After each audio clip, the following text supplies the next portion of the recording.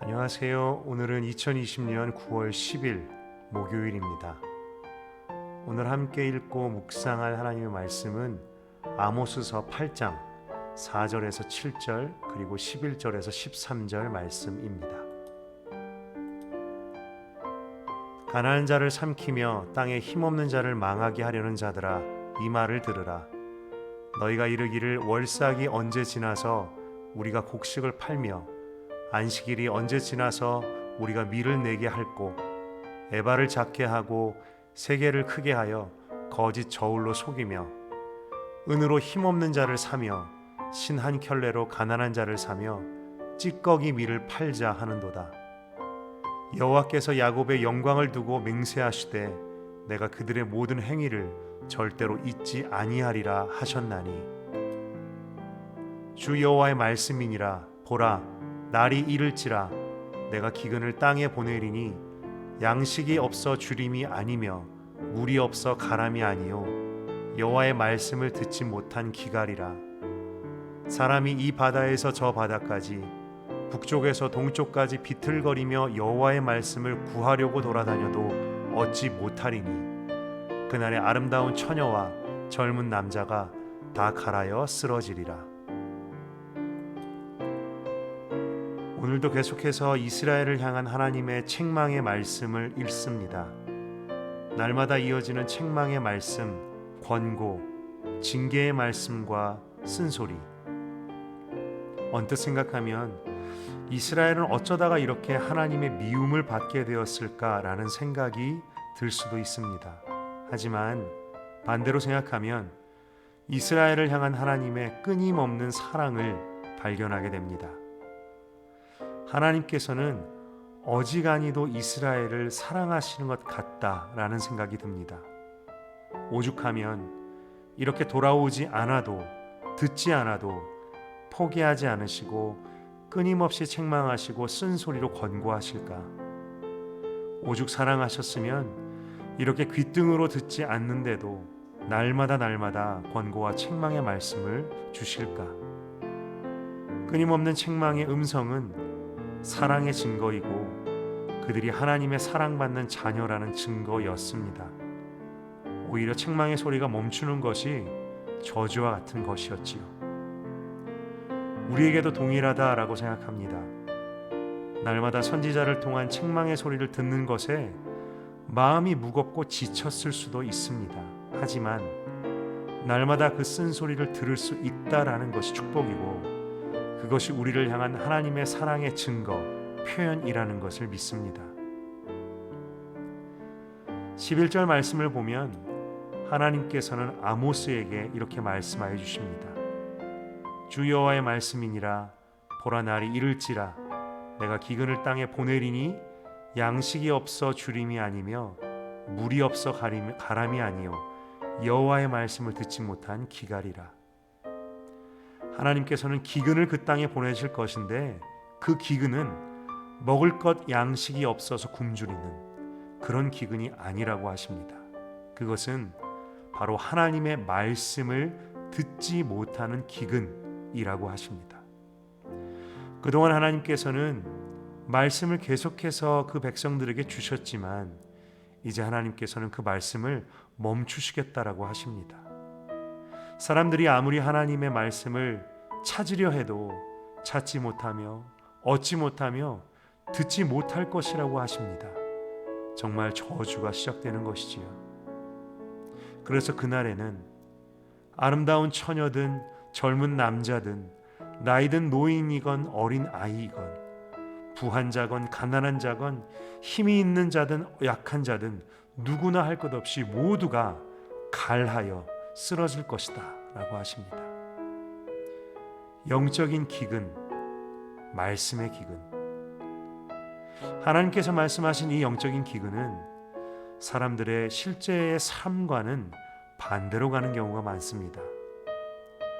호세아 선지자와 아모스 선지자가 활동했던 여로보암 왕 당시는 북이스라엘이 역사상 가장 강성했던 때였습니다. 이들의 실제의 삶은 호화로운 집들을 짓고 상하 궁전을 만들고 상아와 보화 보석으로 장식된 침대에 누우며 포도주와 독주의 잔치가 끊이지 않았던 때였습니다.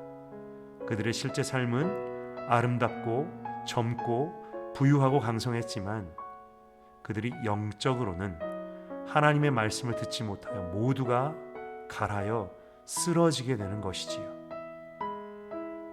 우리는 종종 영적으로라는 말을 붙이면 왠지 실제적이지 않은, 왠지 실상과 동떨어진 영적인 세계의 일 정도로 생각하곤 합니다. 하지만 영적으로라는 것은 우리의 눈에 보이고 만질 수 있는 세상의 물질적인 것들보다도 훨씬 더 실제적인 것입니다. 훨씬 더 실제적으로 우리의 삶에 영향력을 미치고 우리의 삶을 좌지우지하는 것이 바로 영적인 것이지요. 이것이 바로 우리가 믿는 바이고 성경적인 세계관인 것입니다. 하나님의 말씀을 듣지 못하면, 먹고 마시지 못하면 우리는 영적으로 죽습니다. 그런데 영적으로 죽으면 그 사람의 실제적인 삶도 죽는다는 것이지요. 그 영적인 것이 영향을 미쳐서 정신과 감정, 정서에도 영향을 미치고 병들게 합니다. 그리고 우리의 관계가 막히게 됩니다. 사람들과의 관계가 막히고 하나님과의 관계가 막힙니다. 우리 그리스도인들은 이 관계가 막히면 죽는 사람들이지. 그리고 그것은 우리의 육체적인 삶에도, 실제적인 삶에도 지극히 실질적인 영향을 미칩니다.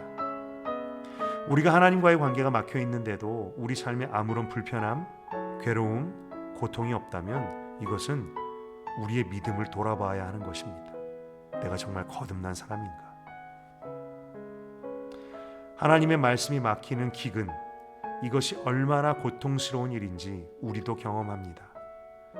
아무리 하나님의 말씀을 들으려 해도 들을 수 없는 때, 아무리 하나님의 말씀을 찾으려 해도 찾을 수 없는 때가 있지요. 혹은 하나님의 말씀을 들어도 아무런 감동이 없고 아무런 깨달음이 없을 때, 우리의 심장과 심령에까지 두드리지 못할 때가 있습니다. 이것도 동일하게 고통스러운 것이지요. 말씀의 기근, 영적인 기근, 이것은 참으로 저주와 같습니다.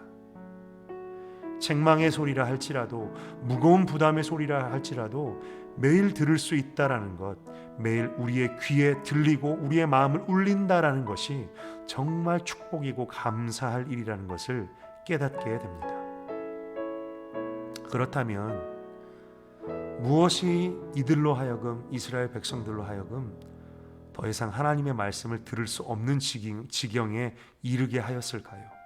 그리고 우리에게는 무엇이 우리로 하여금 하나님의 말씀을 들어도 듣지 못하고 깨닫지 못하고 마음으로 들어오지 못하게 하는 것일까요?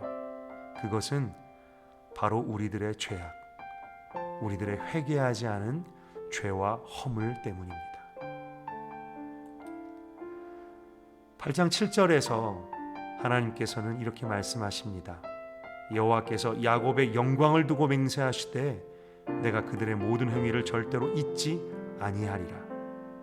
하나님은 맹세하시기까지 하시며 말씀하십니다. 이것은 그분께 너무나, 우리에게도 너무나 중요한 말씀이기 때문이지요.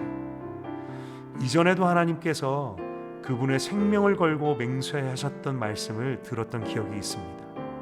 그때 말씀하셨던 것은 하나님은 결코 악인이라도 멸망하는 것을 원하지 않는다라는 것이었죠. 그분의 마음속 깊이 있는 마음을 우리에게 전해주셨었습니다. 오늘도 동일하게 하나님은 맹세하시면서까지 말씀하십니다.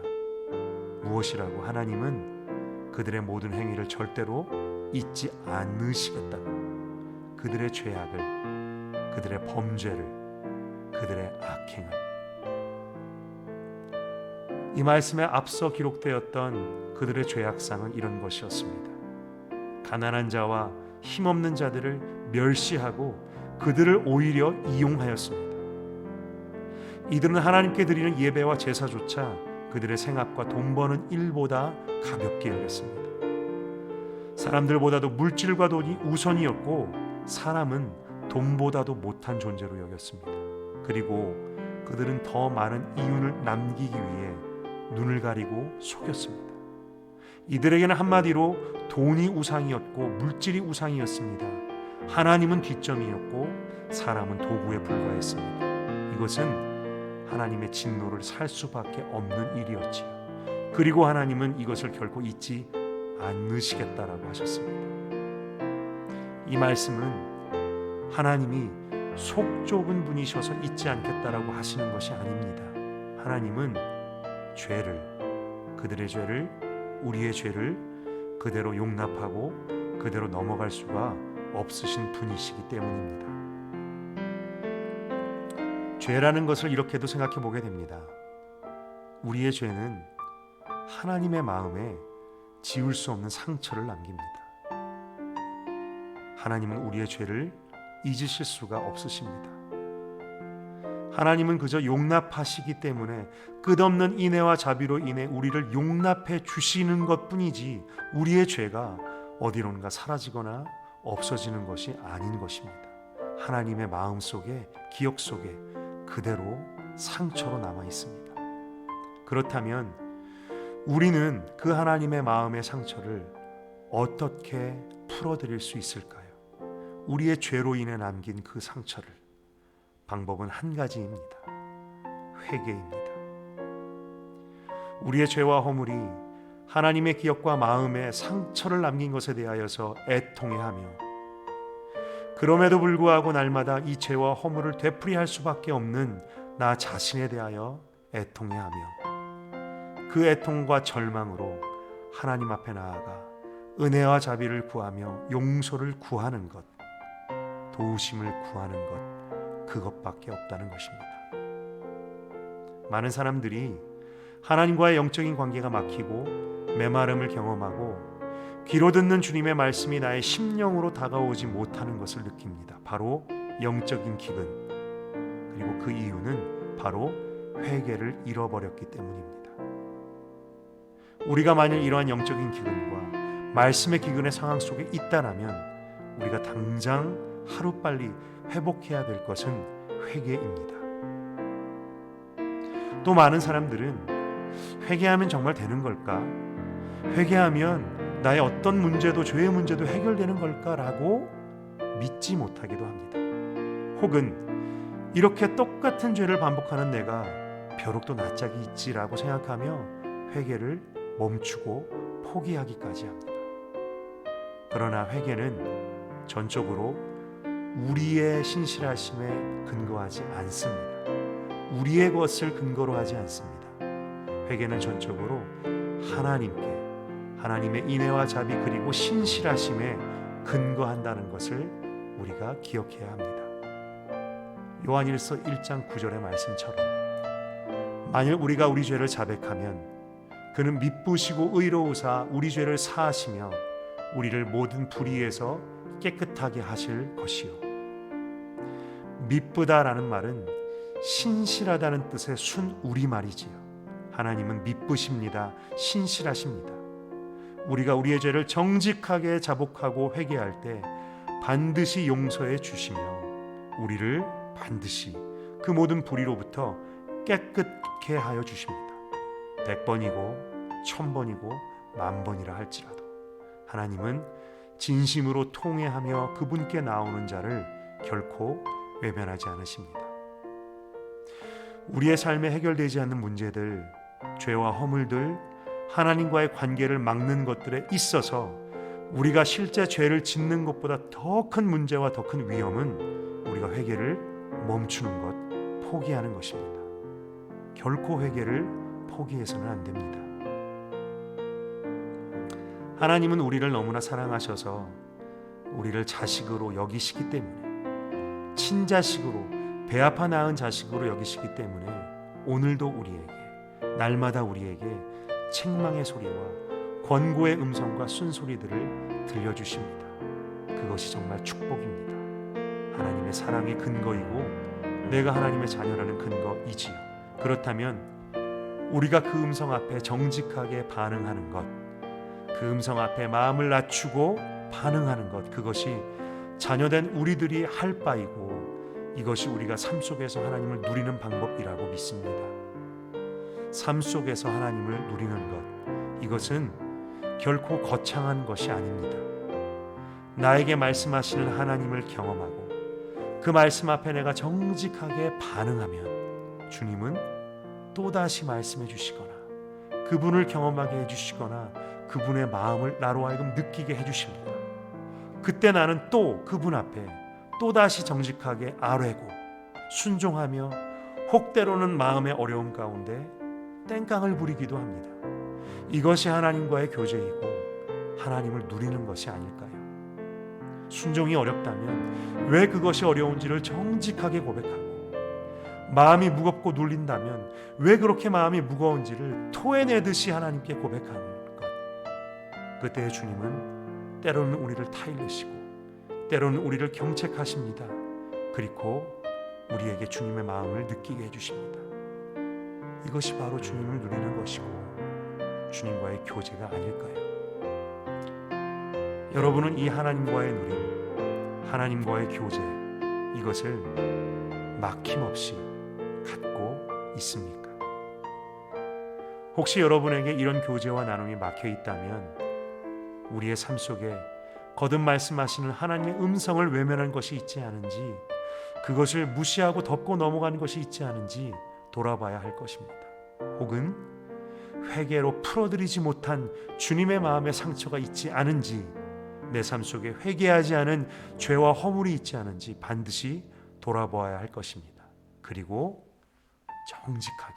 정직하게 주님 앞에 나가면 다시 문이 열리고 다시 길이 열릴 줄로 믿습니다. 이 시간 다음에 질문들을 가지고 함께 묵상해 보기를 원합니다. 당신의 삶 속에는 하나님과의 교제가 막힘이 없습니까? 당신은 하나님과의 관계를 충분히 누리고 있습니까? 혹시 이런 교제와 나눔이 막혀 있다면 그것은 무엇 때문일까요?